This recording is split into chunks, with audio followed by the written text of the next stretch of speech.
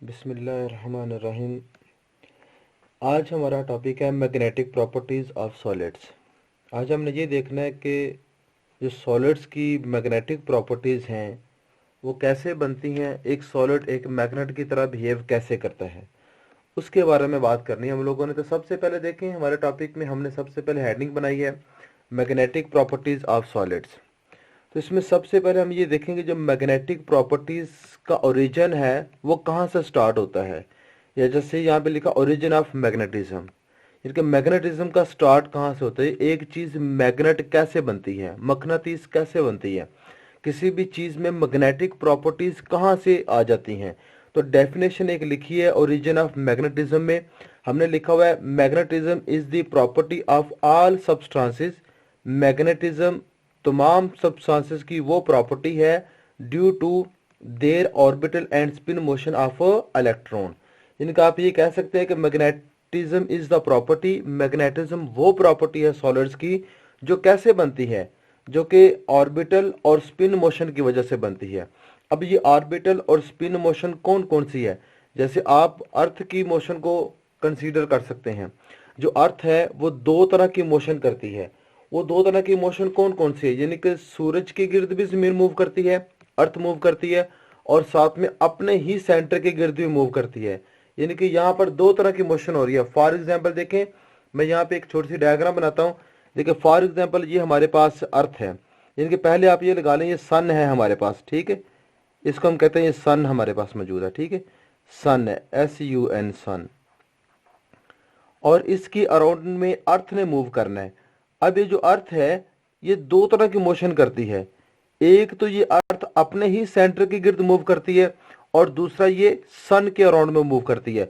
जो अपने ही सेंटर के गिर्द मूव करती है वो ऐसे मोशन करती है, ये इस तरह करके मोशन है वो, और उस मोशन को कहते हैं स्पिन मोशन। यानी कि जो अर्थ हमारे पास है ये दो तरह की मोशन करती है। एक होगी जो अपने सेंटर के गिर्द मोशन है वो स्पिन मोशन है, और दूसरी मोशन जो ये अर्थ की सन के सेंटर के गिर्द में लगाएगी, ठीक है। ये मोशन जो वो कौन सी है, ये ऑर्बिटल मोशन है। ऐसी मोशन को कहेंगे ऑर्बिटल मोशन, ठीक है। ऐसे सर्कल पूरा कंप्लीट बनाएगा।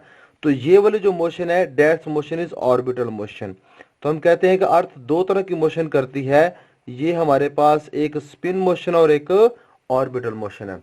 तो बच्चों इसका मतलब ये हुआ, अगर अर्थ के पास ये दो तरह की प्रॉपर्टीज है, दो तरह की मोशन है, एक स्पिन और एक ऑर्बिटल, इसका मतलब ये भी एक मैग्नेट की तरह बिहेव करेगी, इसकी भी कोई ना कोई मैग्नेटिक प्रॉपर्टीज होंगी। तो बिल्कुल इसकी है, क्योंकि अर्थ का भी एक नॉर्थ पोल और एक साउथ पोल है, ठीक है। तो वो इसी वजह से बना हुआ है कि इसके पास भी दो तरह की प्रॉपर्टीज हैं। तो हम कह सकते हैं कि अर्थ भी जो एक नॉर्थ और एक साउथ पोल रखती है। तो जो जो चीज़ दो तरह की मोशन रखेगी, एक स्पिन और एक ऑर्बिटल, उसके पास मैग्नेटिक प्रॉपर्टी जरूर होगी। आप देखिए यहाँ पे आगे नीचे डेफिनेशन लिखी है मैग्नेटिक डायपोल। तो मैग्नेटिक डायपोल क्या होता है, an atom in which there is a resultant magnetic field behave like a tiny magnet.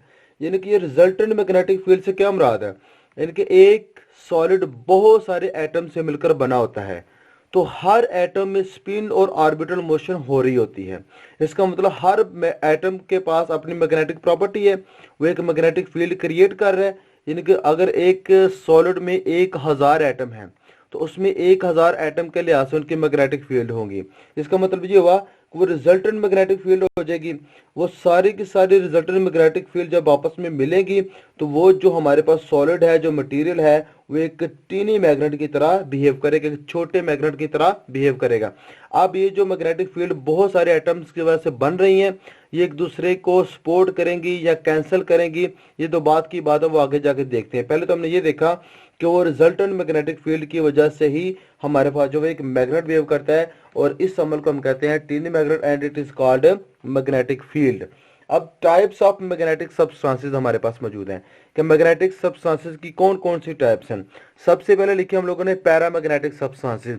अब ये पैरामैग्नेटिक सब्सटेंसेस कौन से हैं, हमने लिखा है the substances in which the magnetic field produced by orbital and spin motion बात वही दोबारा से आ गई कि जिसमें स्पिन और ऑर्बिटल दोनों तरह की मोशन है।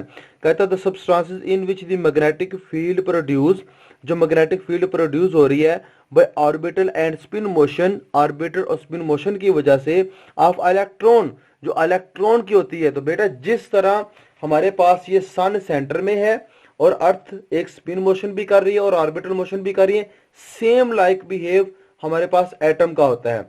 एटम के सेंटर में होता है न्यूक्लियस और न्यूक्लियस के गिर्द इलेक्ट्रॉन मूव करते हैं, इलेक्ट्रॉन स्पिन मोशन भी करते हैं और ऑर्बिटल मोशन भी करते हैं। यानी कि न्यूक्लियस के गिर्द में ये दो तरह की मोशन करते हैं इलेक्ट्रॉन। तो फिर उनके स्पिन और ऑर्बिटल मोशन की वजह से किसी भी मटेरियल में मैग्नेटिक प्रॉपर्टीज आती हैं। यही लिखा था substances in which magnetic field produced by orbital and spin motion of electron support each other, जिसमें इलेक्ट्रॉन की वजह से बनने वाली स्पिन और जो इलेक्ट्रॉन स्पिन और ऑर्बिटल मोशन कारण की वजह से बनने वाली मैग्नेटिक फील्ड वो एक दूसरे को सपोर्ट करेगी।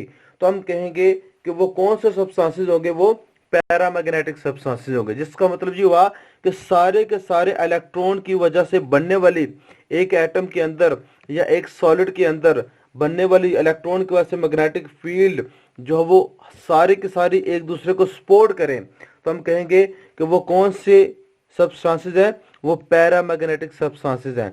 पैरामैग्नेटिक सब्सटेंसेस वो वाले होते हैं जिसमें मैग्नेटिक फील्ड एक दूसरे को सपोर्ट कर रही होती है, जैसे कि एल्यूमिनियम है, प्लाटिनियम है, मैग्नीज है। ये हमारे पास क्या है, इसकी एग्जांपल्स में आते हैं। इनके डिटेल में आगे जाकर मजीद बात भी करते हैं।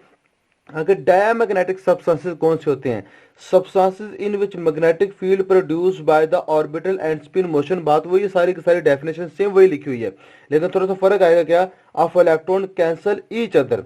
यानी कि इसमें क्या होगा, पैरामैग्नेटिक में मैग्नेटिक फील्ड एक दूसरे को सपोर्ट कर रही है और जो है ये वाला जो हमारे पास आगे आ रहा है डायमैग्नेटिक सब्सटेंस, इसमें मैग्नेटिक फील्ड एक दूसरे के इफेक्ट को कैंसल आउट करेंगे। कैंसल आउट करने से क्या मुराद है, अगर एक मैग्नेटिक फील्ड की डायरेक्शन अपवर्ड है तो दूसरे की डाउनवर्ड हो जाएगी। ठीक है, इस तरह ये एक दूसरे के इफेक्ट को कैंसल आउट करेंगे। तो डायमैग्नेटिक सब्सटेंसेस में जो फील्ड होती है वो एक दूसरे को सपोर्ट नहीं करती, वो एक दूसरे के इफेक्ट को कैंसल आउट करती हैं।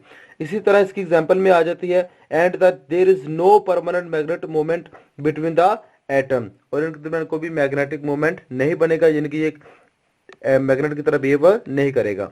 इसकी एग्जांपल में कॉपर है, बिस्मथ है, एंटीमनी है। ठीक है, इसी तरह फेरोमैग्नेटिक सब्सटेंसेस कौन से हैं, ferromagnetic substances in which atom cooperate with each other, जो एटम्स हैं वो एक दूसरे के साथ कोऑपरेट करते हैं। सॉलिड के अंदर जो एटम्स होते हैं वो एक दूसरे के साथ कोऑपरेशन करते हैं।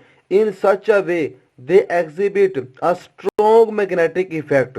इस वजह से क्या होगा, जब एटम जो है वो एटम के जो सब किसी भी सॉलिड के अंदर जो एटम्स हैं वो एक दूसरे को सपोर्ट करेंगे, तो फिर वो कहता है कि एक मैग्नेटिक इफेक्ट, एक स्ट्रॉन्ग मैग्नेटिक इफेक्ट बनाएंगे and they strongly attract by the magnetic field, और ये एक दूसरे की मैग्नेटिक फील्ड को जो है वो स्ट्रॉन्गली इफेक्ट भी करेंगे। ठीक है ना, तो इनमें निकल है, कॉपर है और आयरन है, ये हमारे पास इनकी एग्जाम्पल में आ जाती हैं। ठीक है, तो अब देखें ये एक बड़ा अहम टॉपिक आ गया हमारे पास, इसी के मुताबिक है फेरो डायो पैरा, इनके बारे में। ठीक है, तो हम इनके बारे में मजीद बात कर लेते हैं। कहता है domain theory of ferromagnetic substances. अब पैरा तो वो हो गए जिसमें मैग्नेटिक फील्ड एक दूसरे के इफेक्ट को कैंसिल आउट कर रही है, सपोर्ट कर रही है, और डाया वो होगी जिसमें मैग्नेटिक फील्ड एक दूसरे के इफेक्ट को कैंसिल कर रही है। अब domain theory of the ferromagnetic substances. अब ये फेरोमैग्नेटिक सब्सटेंसेस को हम मैग्नेट भी बना सकते हैं और डीमैग्नेटाइज भी कर सकते हैं। यानी कि जो फेरोमैग्नेटिक सब्सटेंसेस हैं उनको हम मैग्नेट भी बना सकते हैं और डीमैग्नेट भी कर सकते हैं। यानी कि अब इनके बारे में क्या बात होगी, देखिए जरा। The small magnetized region in a ferromagnetic substances called domain. देखिए कोई भी हमारे पास सब्सटेंसेस है, जैसे मैंने अभी आपको बात की थी सॉलिड की, सॉलिड के अंदर मैंने कहा जी बहुत सारे एटम्स होते हैं, तो मैं फॉर एग्जांपल कह लूं कि ये मेरे पास एक छोटा सा रीजन है, इस रीजन में हमारे पास एक सॉलिड का रीजन है, यानी कि कोई सॉलिड मटेरियल मेरे पास मौजूद है, उसका ये एक छोटा सा रीजन मैंने बना लिया, एरिया पहले सेलेक्ट कर लिया। अब इसमें बहुत सारे एटम्स पाए जाते हैं, बेशुमार एटम्स। तो देखिए जैसे ये एक पेंसिल मेरे पास है, इसके पास ये एक सॉलिड से बनी हुई है, एक सॉलिड है ये प्लास्टिक से बनी हुई है, इसके अंदर बेशुमार एटम्स हैं। तो मैंने इसका एक छोटा सा रीजन सेलेक्ट कर लिया। इसके अंदर अब छोटे छोटे डोमेन्स मैंने बना ली हैं। अब ये डोमेन्स बना रहा मैं, ठीक है, यानी कि इसके अंदर भी डोमेन्स बनाई जा रही है। इस डोमेन्स के अंदर भी जो है वो एटम्स हैं, और ये एक एटम नहीं, बहुत सारे एटम्स होंगे ये वाले, ठीक है। ये डोमेन्स मैंने यहाँ पर बना लिए, बेशुमार डोमेन्स है, ठीक है। तो यहाँ पर डोमेन्स बना लिए। अब इन डोमेन्स के अंदर देखें, ये एक डोमेन, 2 3 4 5 6 7 8 9, इस तरह करके मैंने 9 छोटे छोटे खाने बना लिए। ये जो 9 खाने हैं छोटे छोटे, ये एक डोमेन है, जिनका आप दूसरे अल्फाज में कह सकते हैं ये क्या है, ये एक डोमेन है। इसको कहें कि ये डोमेन है, दिस इज वन डोमेन, ठीक है। फिर आगे ये भी डोमेन, ये भी डोमेन, ये भी डोमेन। अब देखिए ये और ये दोनों डोमेन आपस में सेपरेट है इस दीवार के जरिए। इस दीवार का नाम है डोमेन वाल। ये वाल एक बनाई है, ये हमारे पास क्या है, डोमेन वाल। इसको कहेंगे डोमेन वाल। तो हमने लिख लिया यहाँ पे डोमेन वाल। ये जो डोमेन्स आपस में अलग होती है, डोमेन वाल्स की वजह से अलग होती हैं। अब इसके अंदर जितने भी एटम्स पाए जा रहे हैं, उन सब की वजह से बनने वाली मैग्नेटिक फील्ड की डायरेक्शन फॉर एग्जांपल ऐसे करके है। अब इसमें जो जितने भी एटम्स हैं उनकी वजह से बनने वाली मैग्नेटिक फील्ड की डायरेक्शन है फॉर एग्जांपल ऐसे है। अब इसमें बनने वाले मैग्नेटिक फील्ड की डायरेक्शन ऐसे है। इस डोमेन में बनने वाली मैग्नेटिक फील्ड की डायरेक्शन इस तरह करके है, और इसी तरह इसमें भी जो है वो ऐसे करके है। इस तरह इसमें बनने वाली मैग्नेटिक फील्ड की डायरेक्शन ऐसे है। यानी कि हर डोमेन में आप ये कह सकते हैं कि मैग्नेटिक फील्ड की डायरेक्शन किसी न किसी तरफ है। अब आप देख रहे हैं कि हर डोमेन में तकरीबन बहुत कम डोमेन ऐसी होंगी जिनकी डायरेक्शन आपस में सेम है। मोस्टली जो है वो आपस में ये डायरेक्शन डिफरेंट हो रही है। इसका मतलब ये हुआ कि सारी की सारी मैग्नेटिक फील्ड जो बन रही है हर डोमेन में, इनकी डायरेक्शन एक तरफ नहीं है, इनकी डायरेक्शन डिफरेंट तरफ है। हर तरफ इनकी डायरेक्शन अपनी अपनी हर डोमेन की। इसका मतलब ये एक दूसरे को सपोर्ट नहीं कर रहे। अगर ये सपोर्ट नहीं कर रहे, इसका मतलब ये एक परमानेंट मैग्नेट, ये एक मैग्नेट की तरह ये बिहेव नहीं करेगा। अभी आप ये कह लें कि हम लोगों ने यहाँ पर एक्सटर्नल मैग्नेटिक फील्ड जो जीरो रखी हुई है, फॉर एग्जाम्पल कह लें एक्सटर्नल मैग्नेटिक फील्ड क्या है, जीरो है। एक्सटर्नल मैग्नेटिक फील्ड यहाँ पे हम लोगों ने क्या किया है, जीरो पुट किया, यानी कभी जीरो मैग्नेटिक फील्ड हमने प्रोवाइड किए, यानी कि external magnetic field is equal to zero. अब जैसे ही हम इसको मैग्नेटिक फील्ड के अंदर रख लेते हैं, फॉर एग्जांपल इसी को हम लोग क्या करते हैं, मैग्नेटिक फील्ड के अंदर रखते हैं। फॉर एग्जांपल अब magnetic field is not equal to zero, is not equal to zero. तो अब इसी के बारे में डोमेन में बात कर लें। देखें इसी को दोबारा से बना लेते हैं। ये डायग्राम दोबारा से बनी हमारे पास। अब इसमें फिर से वही सारी बात हमारे पास है, ठीक है। तो हम यहाँ पे इसको दोबारा से बना लेते हैं। ये दोबारा से हम लोगों ने इसको कंस्ट्रक्ट किया, तो ये हमारे पास ऐसे करके कुछ बन गया, ठीक है। अब हमने जो बाहर से मैग्नेटिक फील्ड प्रोवाइड की है, वो हम लोगों ने प्रोवाइड किया, उसकी डायरेक्शन है अपवर्ड। देखिए बाहर वाली मैग्नेटिक फील्ड की डायरेक्शन क्या है, अपवर्ड है। जब इसकी डायरेक्शन अपवर्ड को है, तो मैग्नेटिक फील्ड की डायरेक्शन अपवर्ड को जा रही है, ठीक है। तो मैग्नेटिक फील्ड की डायरेक्शन अपवर्ड है, तो ऐसे करके ये अपवर्ड इसकी डायरेक्शन आ गई। अब जाहिर बात है ये मैग्नेटिक फील्ड इस सॉलिड में से गुजर के जा रही है, जिनका आप ये कह रहे हैं कि magnetic field is not equal to zero. तो ये उस सॉलिड में से गुजर के जा रही है। अब इस सॉलिड में क्या होगा कि जो ये सारे के सारे मैग्नेटिक फील्ड हर डोमेन में थी, वो क्या करेंगी, वो इसी मैग्नेटिक फील्ड की डायरेक्शन में अलाइन होना शुरू हो जाएंगे। अगर ये ऊपर की तरफ को है, तो इन सब की डायरेक्शन भी ऊपर की तरफ को होना शुरू हो जाएगी, यानी कि इन सब की डायरेक्शन भी ऊपर की तरफ को होना शुरू हो गई, यानी कि ये आहिस्ता आहिस्ता अलाइन होना शुरू हो जाएंगी। तो ये अलाइन होना शुरू हो गई हैं, ये देखिए ये अलाइन होना शुरू हो गई, इसी के डायरेक्शन में चले गई हैं। तो बच्चों जब ये सारी की सारी इसी डायरेक्शन में एक्सटर्नल मैग्नेटिक फील्ड की डायरेक्शन में चले गई है सारी की सारी, इसका मतलब ये हुआ कि इन डोमेन्स के अंदर जितनी भी मैग्नेटिक फील्ड थी वो सब की डायरेक्शन एक तरफ चले गई है। अब ये एक दूसरे को सपोर्ट कर रही हैं। जब ये डोमेन्स की मैग्नेटिक फील्ड एक दूसरे को सपोर्ट करेंगी, इसका मतलब ये हुआ कि ये जो अब सॉलिड था हमारे पास, ये जो हमारे पास सब्सटेंसेस था, ये जो मटेरियल था, अब ये एक मैग्नेट की तरह बिहेव करेगा। इसकी एक छोटी सी एग्जांपल आप ऐसे कर लें कि आप घर में एक मकनातीस रखें और कुछ बड़ा सा पीस ले लें मकनातीस का, उसके साथ एक छोटा सा लोहे का टुकड़ा रखें, उसको रब भी करें या थोड़ी देर उस लोहे के टुकड़े को उस मकनातीस के साथ लगा रहने दें। अब आपने क्या किया कि जाहिर बात है जो आयरन है वो एक मैग्नेटिक मटेरियल तो नहीं है। अब जब आपने उसको एक मैग्नेटिक मटेरियल के साथ अटैच किया, यानी कि आपने ये जो मैग्नेट था हमारे पास, इसकी अपनी मैग्नेटिक फील्ड, आपने इस आयरन को इस मैग्नेटिक फील्ड के अंदर रख दिया, बिल्कुल ऐसे ही। अब जब थोड़ी देर के बाद आप उस आयरन को पीस को उठाएंगे, वहां से सेपरेट करेंगे, तो वो जो आयरन का पीस है, वो लोहे का पीस है, वो थोड़ी देर के लिए मैग्नेट की तरह बिहेव करेगा। ठीक है, क्यों? कि उसके अंदर जितनी भी मैग्नेटिक फील्ड थी, जितनी भी डोमेन्स थी, सारी की मैग्नेटिक फील्ड की डायरेक्शन जो वो अलाइन हो गई है। ठीक है, एक तरफ को हो गई है, वो एक दूसरे को सपोर्ट करना शुरू हो गया। अब ये लोहे का पीस जो है वो भी क्या करेगा, आपस में एक मैग्नेट की तरफ वो थोड़ी देर के लिए मैग्नेट बिहेव करेगा। अब इसकी बात करते हैं कि वो थोड़ी देर के लिए क्यों करेगा, वो सब बात बाद में करते हैं आप। ठीक है, तो ये मेन कंसेप्ट मैंने आपको बता दिया, इसके बारे में आप बात करते हैं आगे। तो बच्चों फेरोमैग्नेटिक सब्सटेंसेस को हम क्या कर सकते हैं, अब देखिए डोमेन की बात तो आपको कंसेप्ट समझ आ गया। अब ये डोमेन बनाए और डोमेन के अंदर ये जो मैग्नेटिक फील्ड के डायरेक्शन हमने बनाई है, इन डोमेन का जो साइज होता है वो तकरीबन 10⁻12 से लेकर 10⁻16 तक होता है। ये एमसीक्यू के पेपर में काफी मरतबा ये पूछा भी जाता है। इसी तरह हमारे पास domain in soft magnetic materials, soft magnetic material की जो डोमेन्स है, iron is a soft magnetic material. देखिए मैंने अभी आपको बात की है कि ये आयरन के लिए है फॉर एग्जांपल। ठीक है, तो आयरन एक सॉफ्ट मैग्नेटिक मटेरियल है। सॉफ्ट मैग्नेटिक मटेरियल वो वाले होंगे जिनमें ये जो सारी की सारी हमारे पास मैग्नेटिक फील्ड की लाइंस की डायरेक्शन होती है। सॉफ्ट मैग्नेटिक मटेरियल में क्या होता है कि बहुत जल्दी ये अलाइन हो जाती है, यानी कि जैसे ही आप उसको किसी एक्सटर्नल मैग्नेटिक फील्ड में रखेंगे तो ये सारी की सारी जो लाइनें हैं, जैसे यहाँ पे ये डिफरेंट डायरेक्शन में थी, जैसे आपने इसको किसी एक्सटर्नल मैग्नेटिक फील्ड में रखा, ये सारी की सारी थोड़े वक्त में ही क्या हो जाएगी, अलाइन हो जाएंगी, यानी कि जल्दी मैग्नेट बन जाएंगी, जल्दी मैग्नेट बन जाएगी। जब अगर ये जल्दी मैग्नेट बनेगी, जब इसको इस फील्ड में से उठाएंगे तो ये जल्दी डीमैग्नेटाइज भी हो जाएंगी। ठीक है, जल्दी मैग्नेट भी बन जाएंगे और जल्दी डीमैग्नेटाइज भी हो जाएंगे। तो हम इसको कहते हैं कि soft magnetic material.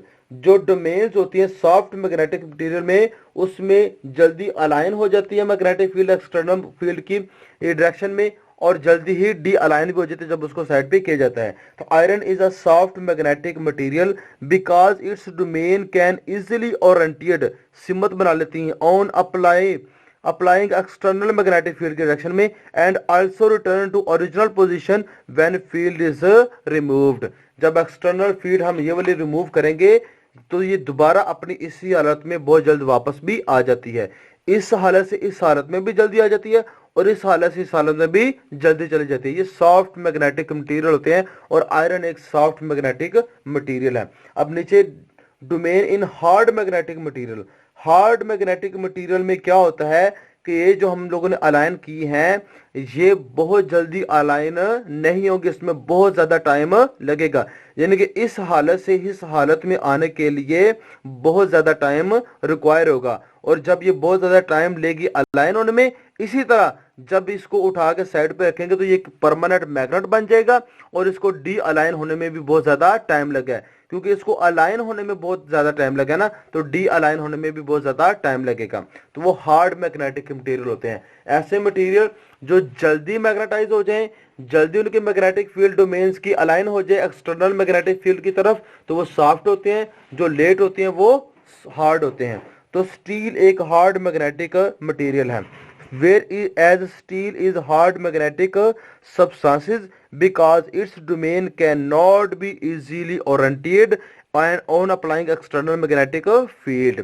Effect of temperature, temperature का इफेक्ट भी हो सकता है, जैसे thermal variation tend to disturb the orientations of the domains. जो अगर हम थर्मल जो है वो पावर देते हैं या टेम्परेचर अप्लाई करते हैं, ये जो हमारे पास अलायंस होती है, जैसे इसके अंदर जो मैग्नेटिक फील्ड की डायरेक्शन है वो डिस्टर्ब हो जाती है। कहते हैं ferromagnetic substances preserve the order lines are ordinary temperature which begins loss their order lines due to increasing temperature। वो अपना ऑर्डर भी खो देती है, क्योंकि टेम्परेचर ज्यादा होगा तो उनके पास एनर्जी भी ज्यादा आएगी। ठीक है, तो क्यूरी टेम्परेचर क्या होता है, the temperature ferromagnetic the temperature above ferromagnetic materials becomes permanent paramagnetic materials, यानी कि ऐसा टेम्परेचर जिस टेम्परेचर के बाद जो हमारे पास मटेरियल है वो क्या बन जाएंगे, पैरामैग्नेटिक मटेरियल बन जाएंगे। उस टेम्परेचर को क्यूरी टेम्परेचर कहा जाता है, वो तकरीबन 750 डिग्री के बराबर है। Temperature above ferromagnetic materials becomes paramagnetic material,